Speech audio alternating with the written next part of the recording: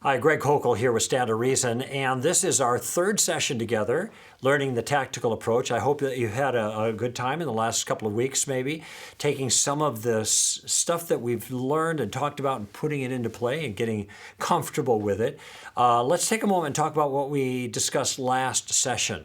Last session, I introduced you to the second use of the Columbo tactic. That would be the second step in our game plan, and I call that reversing the burden of proof. Remember the rule that we talked about, the one who makes the claim bears the burden, which means we're not going to let the other side have any free rides. We're not going to let them get away with just making assertions, okay? We want the rationale. The next thing that I taught you was to avoid a kind of a trap. I call it the professor's ploy, in which the burden of proof is reversed upon you when you didn't make the claim. And I told you, don't ever allow someone else to make you disprove his or her view. It's their job to defend their own view with their own reasons and evidence first before you have to step up. Okay? And I told you also what to do when you didn't know what to do. This whole approach, our game plan, is a relaxed game plan. It's a don't push it game plan. It's a gardening game plan. So if you don't know where to go next, don't sweat it. If you don't see an opening, no big deal. Do what you can. Let the rest go. There's no need to force the conversation. The last thing that we talked about when we were together last time is I showed you how to use the Columbo tactic defensively to keep you out of the hot seat. So sometimes you're going to find yourself outmatched, somebody else that's drilling you with a lot of extra information you don't know how to handle.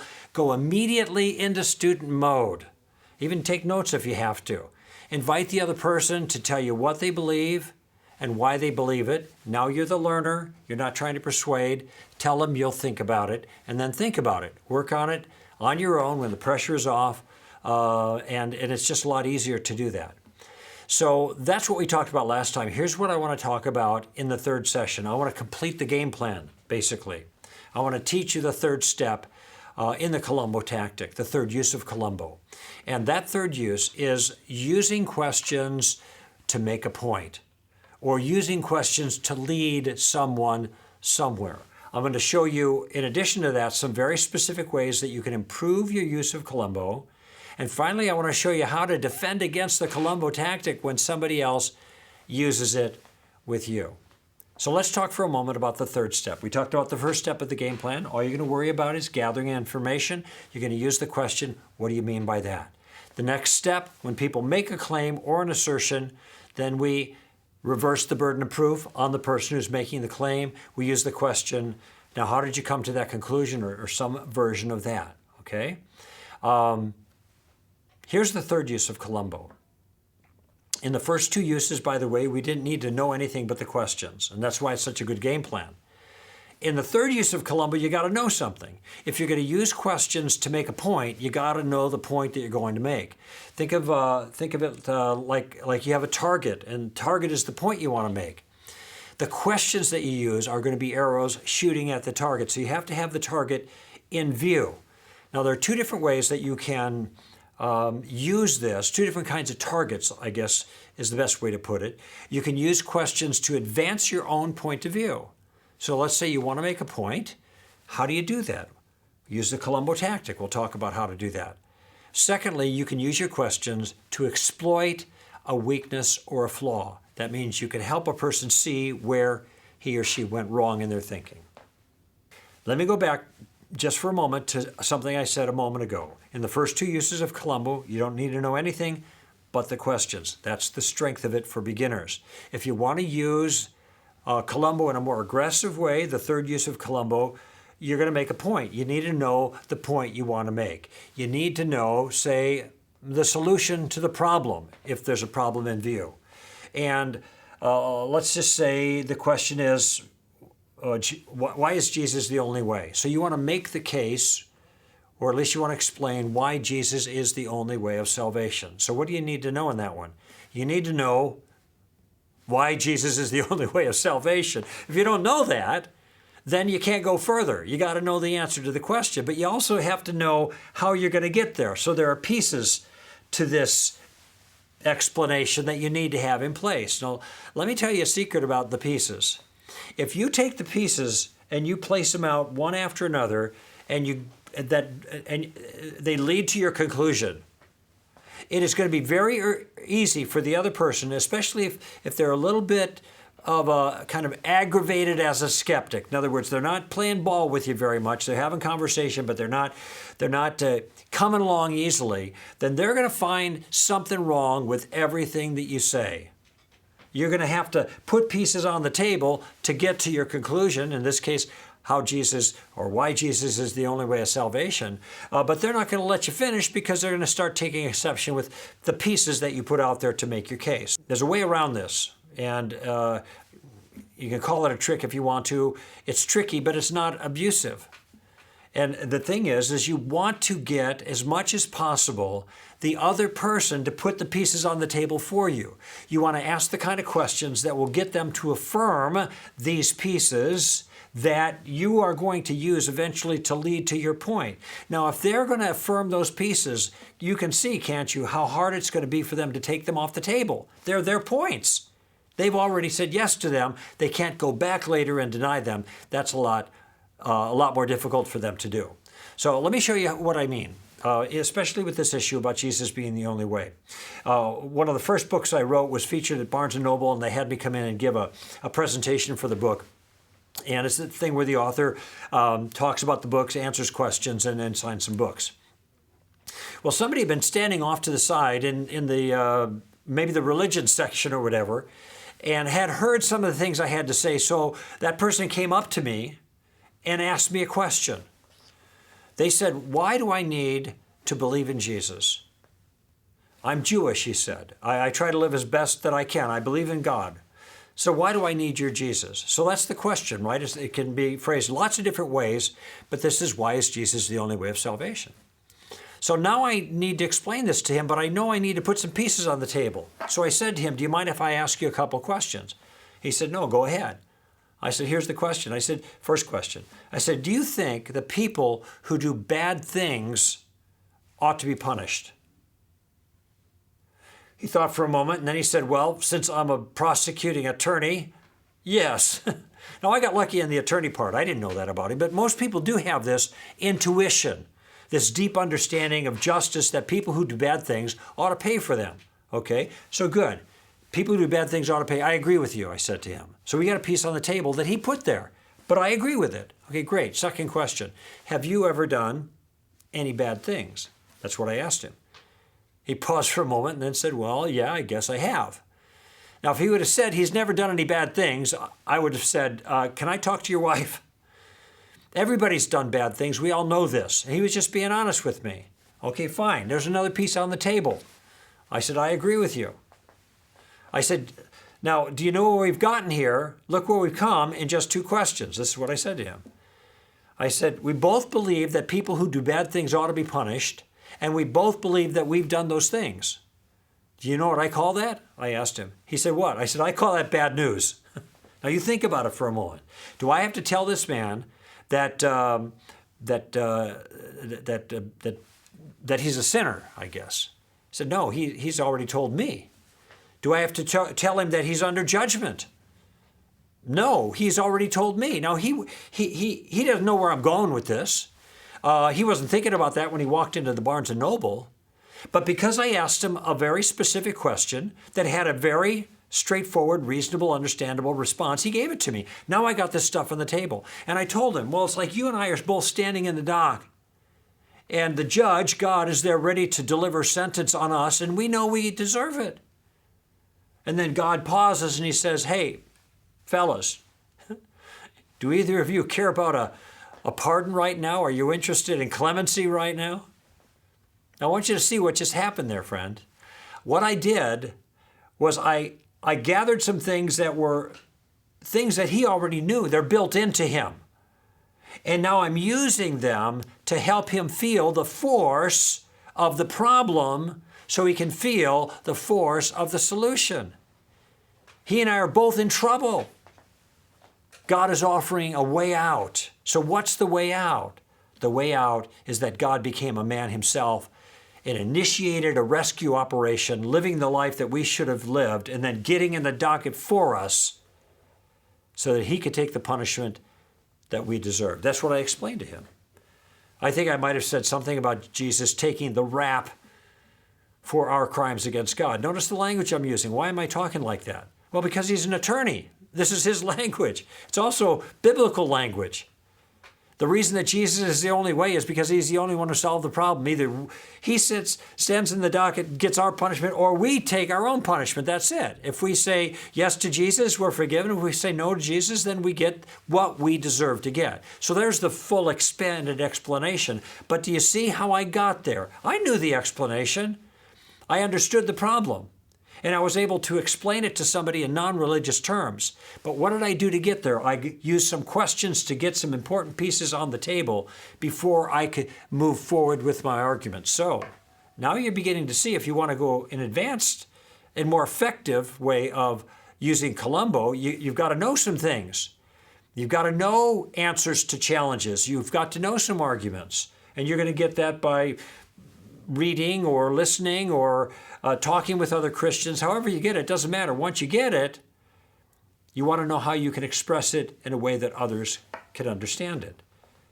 And then as much as possible, you want to get the pieces that you need on the table by asking questions. The questions are really critical.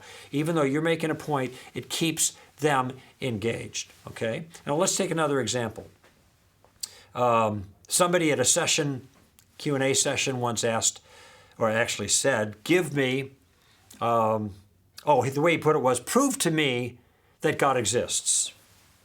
Prove to me God exists. Now, that kind of put me on the spot. I'm there answering questions. I'm the apologist, and somebody says, prove to me God exists. It's kind of like saying you're a comedian, and somebody says, okay, be funny, like right now. Well, here's what I said to him. I said, before I go any further, I've got to repair some problem that are in your challenge. What's that? Well, you said prove. I don't know what you would count as evidence. And unless I have an idea of what would count as evidence to you, there's no sense in me giving anything that I think is a proof. And this is something you ought to keep in mind too, friends. This is, if you have somebody say, prove this or that, and you don't solve this problem, you can put evidence before them all day long, and they can just simply say, that's not what? Proof, okay?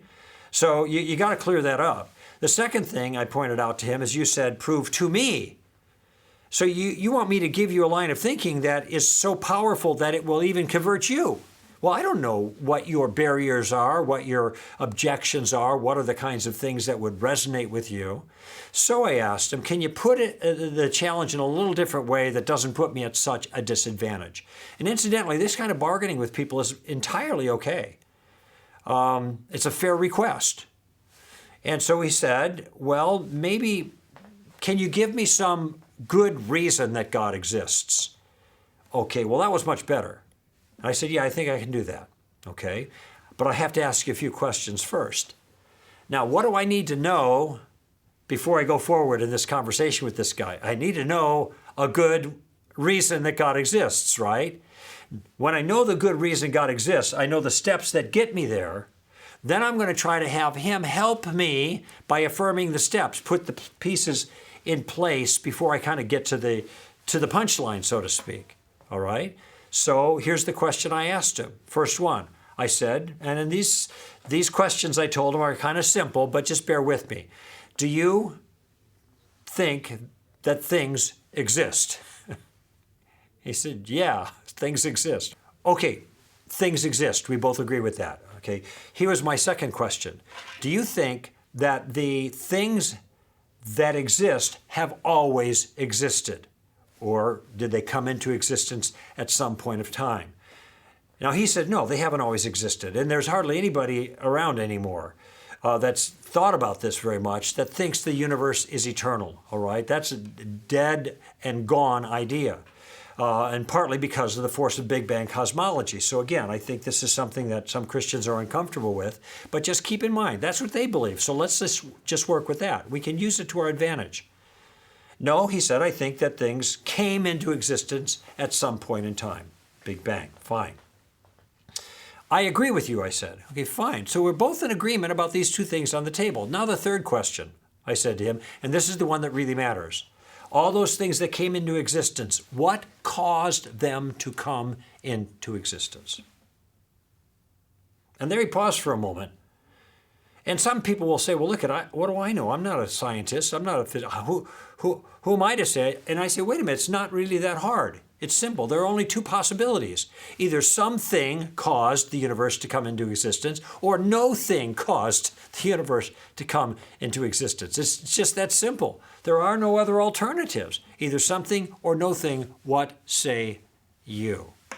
Okay, now, for me as a questioner, I'm in a very, very good spot, because I have moved him with information he's given me to a point where now he has to make a decision, and he's stuck because he doesn't want to say that something caused the universe, because the minute he says something caused the universe, it would have to be something that is outside of the universe. You see that, right? Outside of the space-time continuum. Not something natural, but something at least supranatural, maybe supernatural. And that immediately is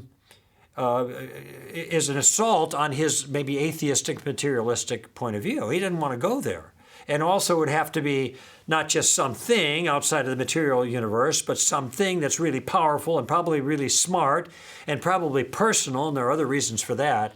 And before long, you can see we're getting pretty close to the G word here. This is starting to sound like God caused the universe.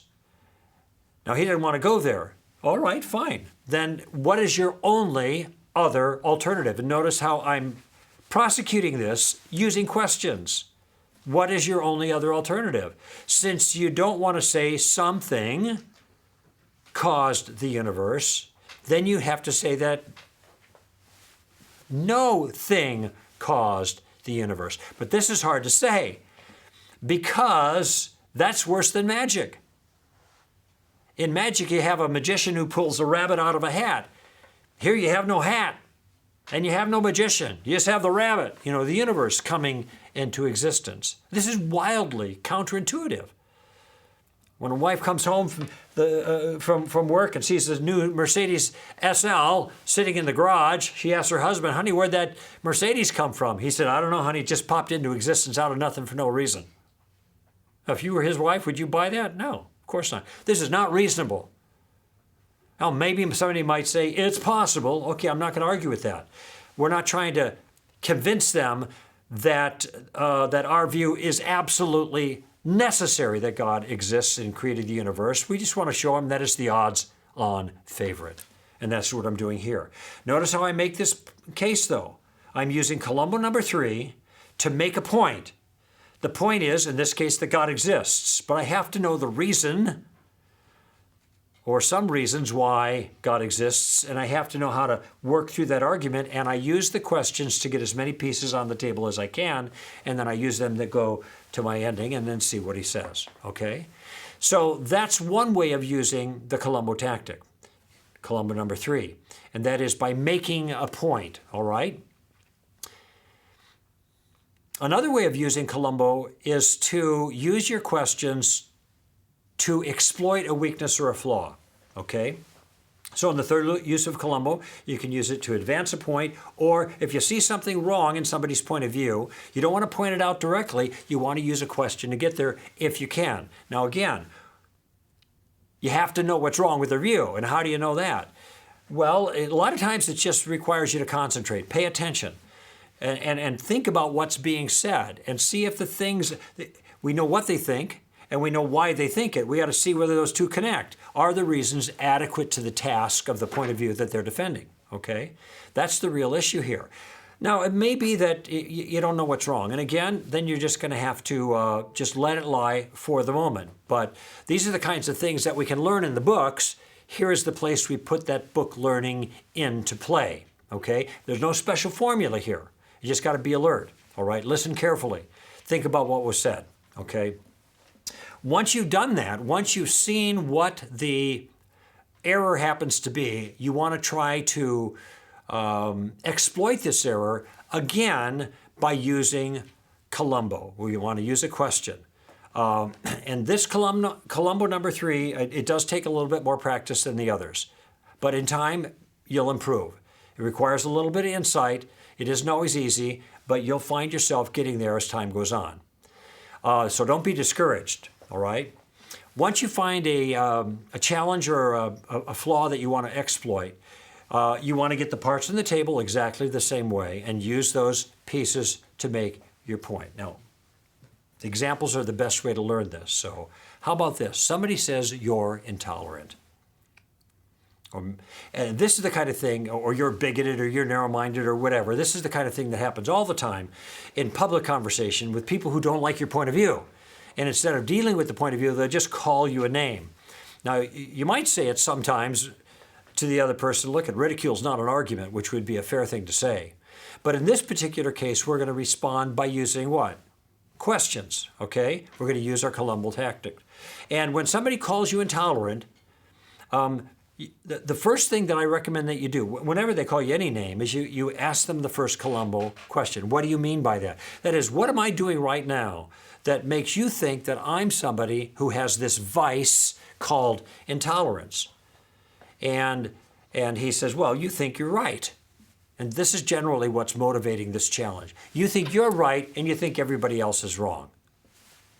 Okay, what do you think? Do you think that when I advance a point of view, do you think that I think I'm right? Of course I do. That's why I believe what I do. I believe it's true. If I didn't believe what I believed was true, I wouldn't believe it.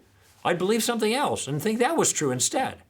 But I'm not the only one in this conversation that believes he's right, and that's the point I want you to get. He's getting on my case because I think I'm right, but guess what? That person thinks he's right too. And so now I have another question. Yes, I think I'm right, but I could be mistaken. I'm willing to say that, but let me ask you a question. Do you think you're right? And what's he going to say? I'm wrong about everything I believe? No, he's going to say, yeah, of course I think I'm right. Now, once in a while, people will say, well, I think I'm right for me, and they'll do that, the relativist two-step there. And if they say, well, I'm just right for me, then you say, well, then why are you talking to me right now? Sounds to me like you're correcting me. I'm doing something wrong. You got it right. I got it wrong. You want me to believe like you believe. So the fact is he does think he's right. Okay, now I've got my third question. Okay, I know how this works. I got it in my mind. I'm using questions to get to a point. He says, you're intolerant. I say, what do you mean by that? He says, you think you're right. Well, yeah, I do, but let me ask you a question. Do you think you're right? Yeah, of course he does. Here's my final question. Why is it that when I think I'm right, I'm intolerant? But when you think you're right, you're just right. What am I missing here? Now, I say that to him, but I'm not missing anything. I know what's going on here. He has reduced our conversation to common name calling. He is just calling me a name. He's calling me intolerant or bigoted or whatever it happens to be. And he's using that to substitute for reasonable conversation. What if I turned to him when he called me intolerant and I said, well, you're ugly and your mom dresses you funny? Now, I wouldn't say that kind of thing because it's not polite and it's not on point. The guy could be really ugly and really right. Has nothing to do with it. Why am I going through this conversation with him this way? I'm trying to show him his flaw, that he is just simply resorting to name calling to make a point, which is bad manners and bad thinking. And I want him to get back on the point.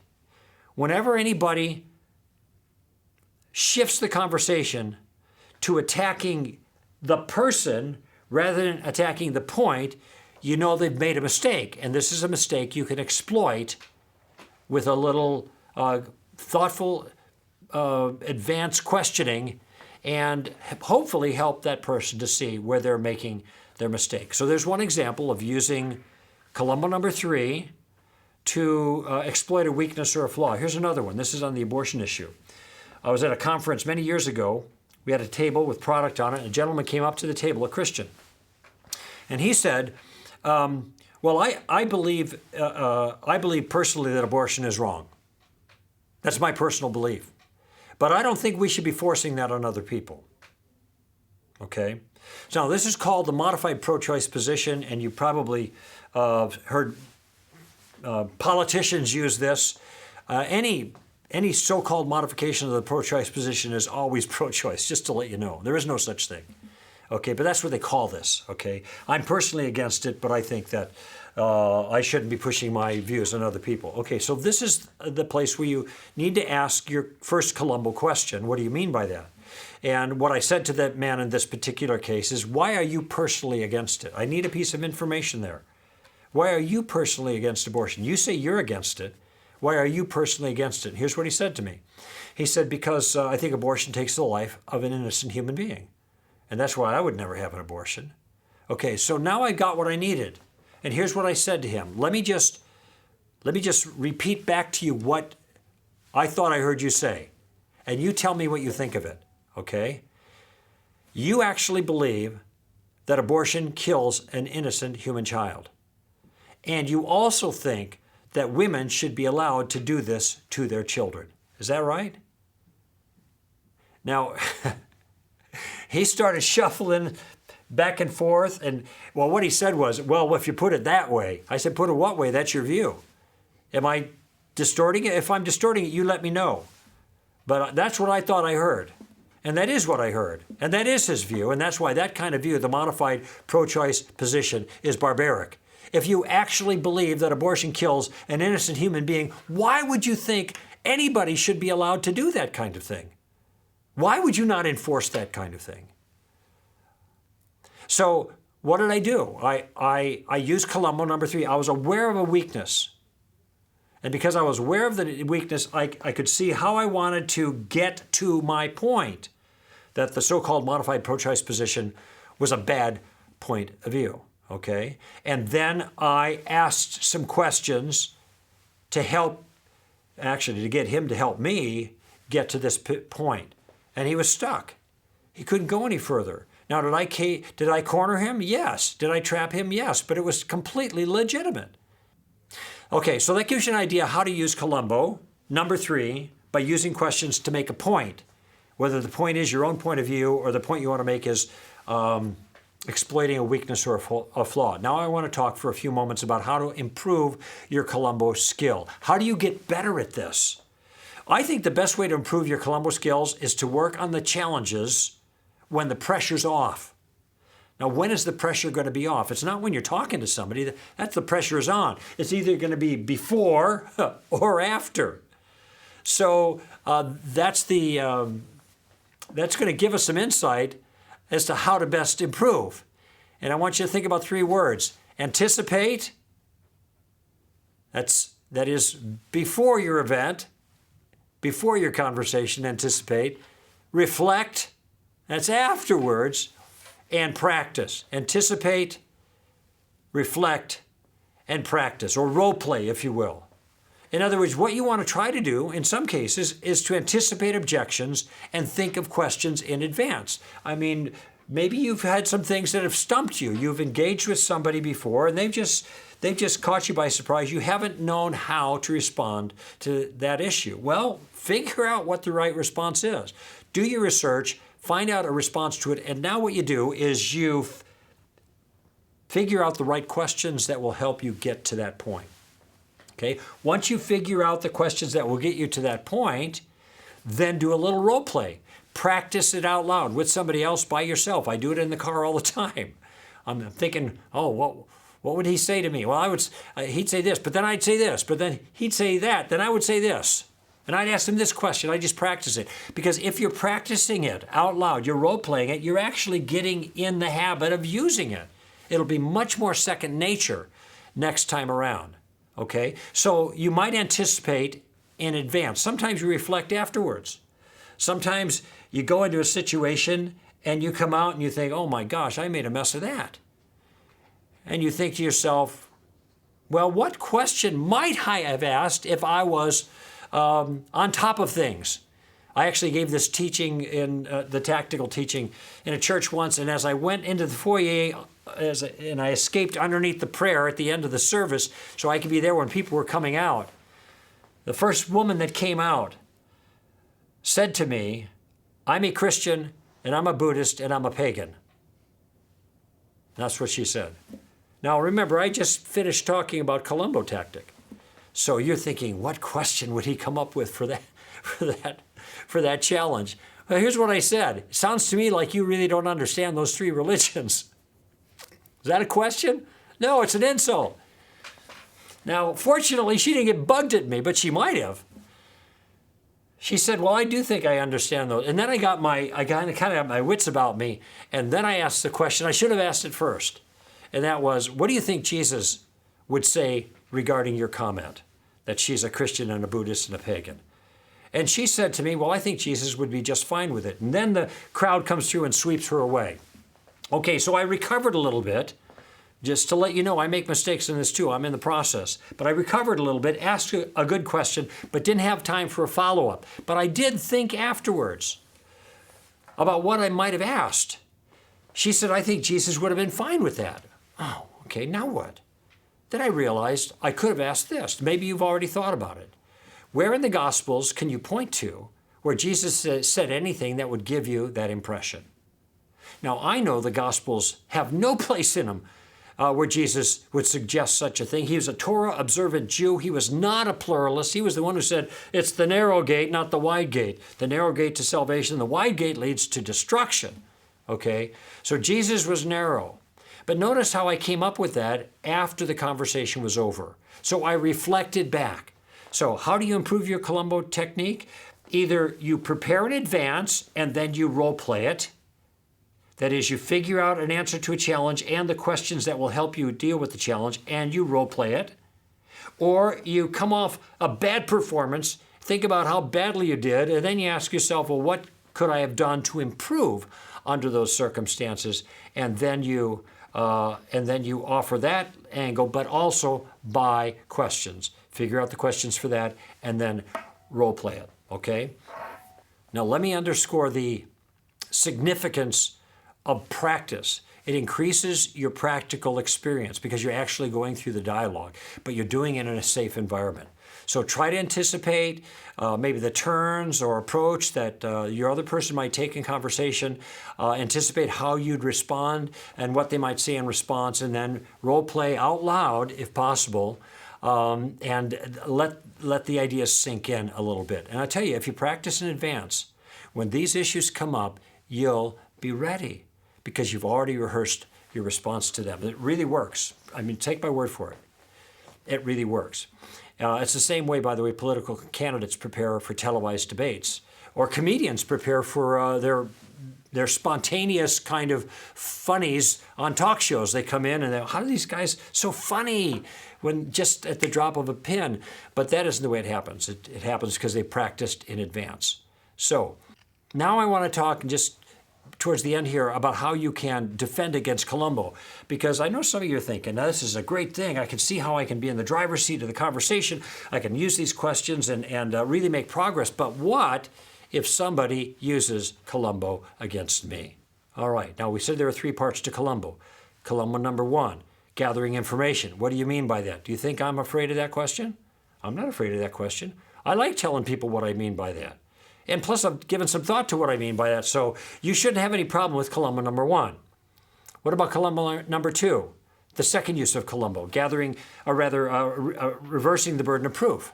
And the question is, how'd you come to that conclusion? Do you think I'm scared of that problem? No, I love it when people ask me how I came to the conclusion, because I have come to conclusions about things. I know the reasons why I believe. And so I'm not concerned about that at all. And neither should you be if you're a good student of Christianity. It's the third one you have to worry about, because sometimes Columbo number 3 can be used against you in a manipulative kind of way. That is, the other person is going on the offensive against you, and they're asking questions that you sense are meant to set you up or trap you so he can exploit what he thinks are weaknesses in your own view. Now, I encourage you to do this because I'm trusting your charity in doing it, that you're not doing something illicit or inappropriate, or you're not just trying to make them look bad. But you can't trust other people in the same way, because sometimes they're just trying to make you look bad. So how do you keep from being taken advantage of, I guess is the best way of putting it in this situation? Well, here's what I suggest. First, you stop the advance, okay? You might say something like, well, as he's asking questions and wants you to answer, and you're starting to wonder, is he leading me down the primrose path? You could say, you're asking a lot of questions here, and sometimes it confuses me because I get the feeling that you don't really want to know the answers to the questions, but you just want to know, want me to kind of commit myself because you're going somewhere else. You're going to make a point down the line. And that makes me a little uneasy. So I'd rather not answer a lot of questions at this particular point, if that's okay with you. So the first thing you're doing is you're just stopping the advance. The second thing you do is you want to regain control. You want to get back in the driver's seat because he's in the driver's seat with his questions, right? So you want to get back in control. And so you can say this to him. Why don't you just simply state your point? What do you mean by that? State it clearly so I don't misunderstand it, and then give me your specific reasons. That's Columbo number 2. How'd you come to that conclusion for your view? See how flexible these questions are, okay? And then let me chew on it for a while and see what I think. Now that's the way to protect yourself. This is very similar to getting out of the hot seat, but you're not quite in it yet. You just getting the feeling that he's asking these questions and you're going to get in trouble if you are not careful, so then you just put a halt to it. You say, it seems like you're trying to make a point with the questions. That's kind of confusing for me. I'm not exactly sure how to respond all the time, but why don't you just make the point? Say what you mean and why you believe it, and that'll be fine, and I'll think about it. All right? So let's review what we've covered here in this session. First, we learned the third use of Columbo. We're going to use questions to make a point or to lead someone somewhere. We want to exploit a weakness or a flaw, or maybe make a point about our own point of view. Okay, I told you the way to do this is you're going to have to, in your own mind, know the point. You're going to have to solve the problem and know the pieces that you need to get there.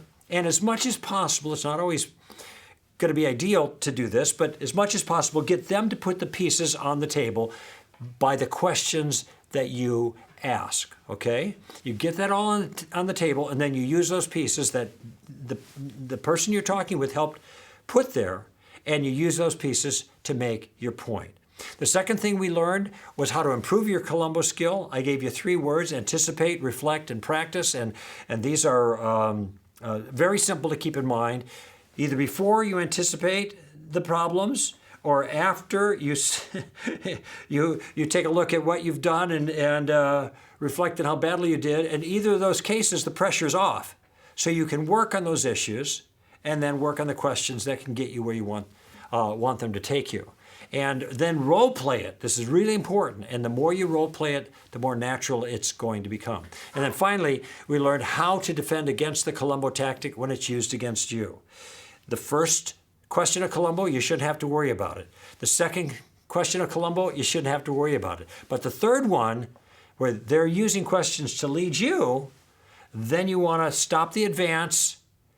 You want to say, well, why don't you just make your point and let me respond to it. So you're stopping the advance, then you're regaining control by asking him to change his approach, but still giving him a chance to make his point, okay? So that's how that works. Now, I want you to do some homework before your next session. Here's what I want you to do in the next few days or week, whatever.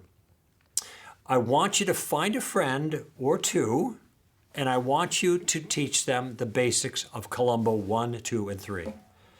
You know it's not that hard. I've already given it to you. You've got a notebook right there you can use. Let them know what you're learning, how it's helping you, and explain to them the basic facts. Walk through them as best you can. And encourage them to just start using Columbo number 1 to get used to it, gathering information. And they can do that for a week or 2 to get kind of rolling. And if you teach it to them, I guarantee you, you're going to learn it better for yourself. Now, in our next session, we'll learn one good way to discover a certain type of weakness or a flaw. I call that tactic the suicide tactic, and we'll talk about it then.